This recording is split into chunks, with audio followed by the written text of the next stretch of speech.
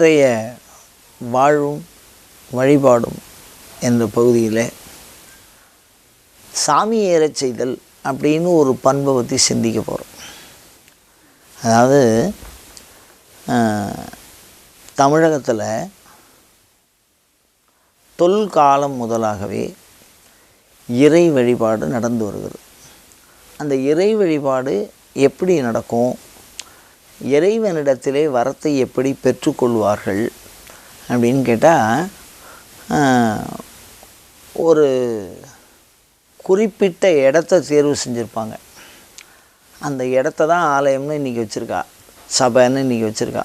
ஏதோ ஒரு அம்பலம் அப்படின்னு சொல்லுவாள். எல்லோரும் சேர்ந்து இருக்கக்கூடிய இடம், வெறும் இடம்.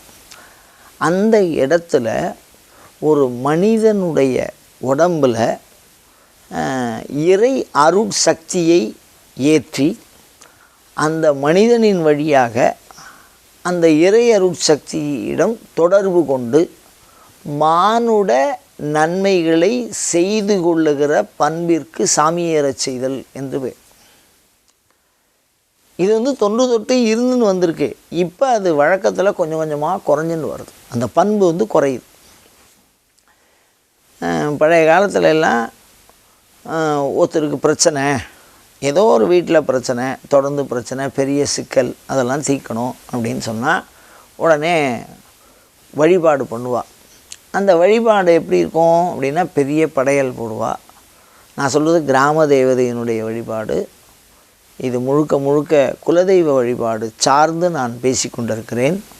இந்த குலதெய்வ வழிபாடு என்பது இந்த தெய்வம் ஏறச் செய்தல், சாமி ஏறச் செய்தல்ங்கிற பண்பு இருந்தால் தான் அது குலதெய்வ வழிபாடு.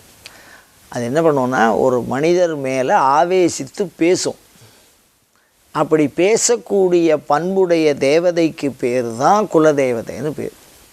யார் அந்த இது ஒரு ஒவ்வொரு குடும்பத்துக்கும் தனித்தனியாக அந்த குலதெய்வதை இருக்குது. இந்த குலதெய்வத்தை நம்ம தண்ணி ஊற்றி அபிஷேகம் பண்ணி பொட்டு போட்டு பூசாத்துற மாதிரி இருக்காது.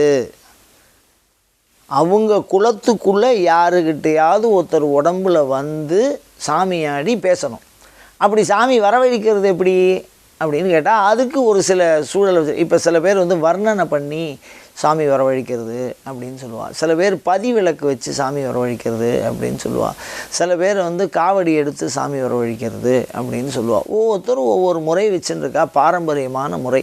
அப்படி யார் எதுவாக இருந்தாலும் எந்த முறையை பின்பற்றினாலும் ஒரு மனிதனுடைய உடலிலே இறைவனுடைய அருட்சக்தியை ஏறச் செய்து அது மூலியமாக அந்த இறை அருட் சக்தியினுடைய தொடர்பு பெற்று, நான் இது காரணத்துக்காக நான் பூஜை பண்ணுறேன், எனக்கு நீ இந்த பலனை கொடுக்கணும், கொடுப்பியா அப்படின்னு நேரடியாக கேட்பா. பழைய காலத்துல எல்லாம் ஒரு வழக்கம் உண்டு, உன் பொங்கச்சோறு வேண்டாம், உன் பூசாரித்தனமும் வேண்டான்னு சொல்லுவாள். இதில் ஒரு மிகப்பெரிய கருத்து அடங்கியிருக்கு. பொங்கச்சோறு என்னென்னா, பிரமாதமாக அம்பாளுக்கு ஒரு பொங்கல்லாம் வச்சு எல்லாம் ரெடி பண்ணியிருப்போம். சாமி கரெக்டாக அது மேலே சாப்பிடும்போது எனக்கு இந்த மாதிரி ஒரு சின்ன பிரச்சனை இருக்குதுன்னு ஆரம்பிப்போம். அதுதான் பூசாரித்தனம்னு சொல்கிறது. இறைவனுக்கு ஒன்றை கொடுத்து அந்த அருட்சக்தியை மக்களுக்கு வாங்கி கொடுப்பது. தவறாக சொல்லலை இதை, அது உயர்வு நிகழ்ச்சி. அப்போ படையல்கள் ஒரு சில வழிபாட்டு முறைகளை கொண்டு இறை சக்தியை அந்த மாதிரி பயன்படுத்திக்கிறது.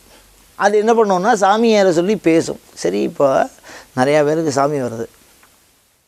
அது யார் பரீட்சை பண்ணுறது? சாமி தான் வந்திருக்குன்னு. அது எந்த அளவுக்கு சத்தியம் அப்படின்னா, சாமி சொல்கிற வாக்கு பலிக்கும். ரெண்டாவது, அப்படி சாமி ஒருத்தருக்கு வருது அப்படின்னு சொன்னால் அது ஒரு குறிப்பிட்ட காலம்தான் வரும்.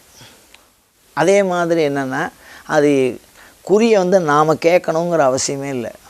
நாம் போய் அதுக்கிட்ட போய் எனக்கு இதை கொடு, எனக்கு இந்த மாதிரி விஷயம் வந்திருக்கு அப்படின்னு நம்ம கேட்கணுன்னு அவசியமே இல்லை. சாமி வந்துருத்துன்னா, ஒருத்தர் உடம்புல சாமி வந்துருத்துன்னு வச்சுங்கோ, அவர் கரெக்டாக சொல்லுவார். இப்போ சுற்றிலும் ஒரு 10 பேர் நிற்கிறோம்.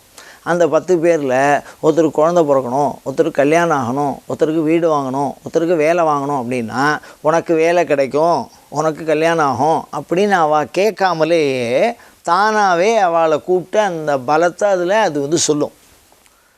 இந்த இதை செய் அப்படின்னு சொல்லும். அதே மாதிரி எப்போவாவது வேண்டிண்டு அது சாமி காரியமாக நடந்தால், இந்த மாதிரி நீ வேண்டிண்ட எனக்கு இந்த காரியத்தை செய்யலை, அது முடிஞ்சதுக்கப்புறமும் அந்த வேண்டுதலை நீ செய்யலை அப்படின்னு நேரடியாக பேசும்.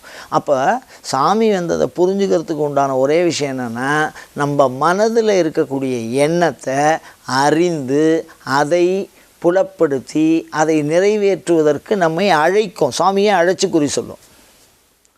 அப்போ தான் அது சாமி வந்திருக்கு அப்படின்னு சொல்லுவோம். ரெண்டாவது அமானுஷ்யம்னு சொல்லுவாள். நெருப்பு கூட யாரும் விளையாட முடியாது. அந்த நெருப்பு கூட தொடர்புடையதாக சாமி இருக்கும். ரெண்டாவது குறுகிய காலம்தான் அது தங்கும். மூணாவது யார் பூஜை போடுறாளோ அவளை பற்றி மாத்திரம்தான் ஒரே ஒரு சொல் இல்லை ஒரு 2-3 வார்த்தை பேசும், அவ்வளோதான். அதுக்கு மேலெல்லாம் பேசாது. அதுக்கப்புறம் திருப்பியும் ஒரு பெரிய திருவிழா மாதிரி ஊரே நடந்து எடுத்தால் அது கொஞ்ச நாள் அதை தங்க வச்சுக்கலாம், அவ்வளோதான் பண்ணலாமே தவிர நம்ம நினச்சதை அப்படியே சொல்லும். இந்த எண்ணத்துக்காக வந்திருக்கேன், இந்த காரியம் பண்ணு, இது நடக்கும். இந்த மாதிரி பண்பு சிலப்பதிகாரத்திலே தெய்வமுற்றால் போலும் தகையால் அப்படின்னு பயன்படுத்தியிருக்கா. சாமி ஏறினவ மாதிரி இருந்தால் அப்படி சாமி ஏறுற போது அந்த மானுட பண்பு மாறி இறைப்பண்பு வரும்போது ஒரு சில அடையாளம்லாம் சொல்கிறா. அவளுடைய சரீரமே அவளுக்கு தெரியாது. ஒரு பெண்களுக்கு சாமி வந்துடுதுன்னா உடம்புல இந்த நாண விஷயமே இருக்காது.